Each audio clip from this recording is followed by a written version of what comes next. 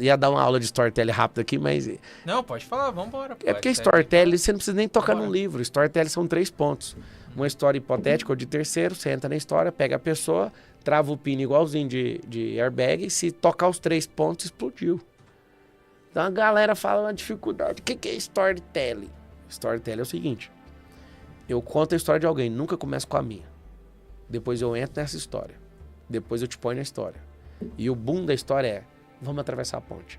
Se a pessoa só entender essa aula. Vou dar uma, por exemplo, onde Jesus contando a parábola do semeador. Ele faz o seguinte, estudei teologia também. Boa. Ele fala assim, o semeador, Jesus fala, saiu para semear. Ele está falando dele? Não, ele está falando de uma história hipotética. Jesus fala 44 parábolas. E ele usa muita parábola. Não, todas as histórias de parábola. Parábola é isso aqui, ó. Perguntar pro Sérgio, ele vai te falar também. Parábola é uma volta.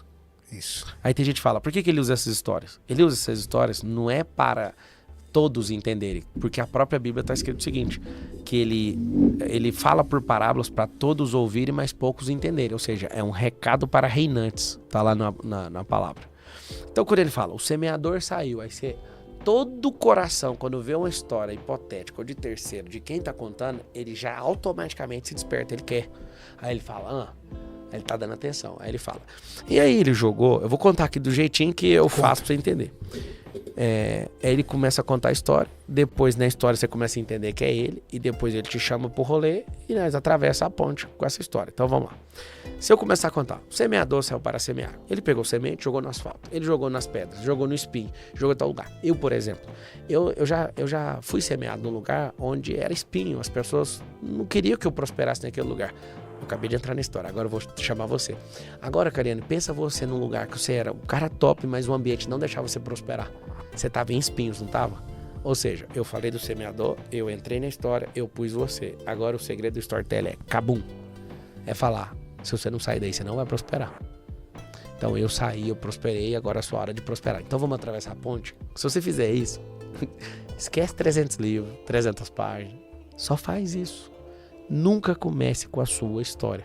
Sempre com a história hipotética ou de terceiro. Entre na história, coloca a pessoa e atravessa a ponte com ela. Agora, se você quiser fazer isso tudo de graça, faça, mas você pode vender isso. Quem vende isso? E o Big Brother, eu assisto, é de graça. Quem falou, moço? O maior faturamento líquido da Rede Globo é o patrocínio do Big Brother. Sim. Internet não é de graça, Facebook não é de graça. Tudo que é de graça, você que está assistindo, o produto é você. Isso, eu gosto tanto de revelar isso para as pessoas, para elas pararem de ficar no jogo dos comentários.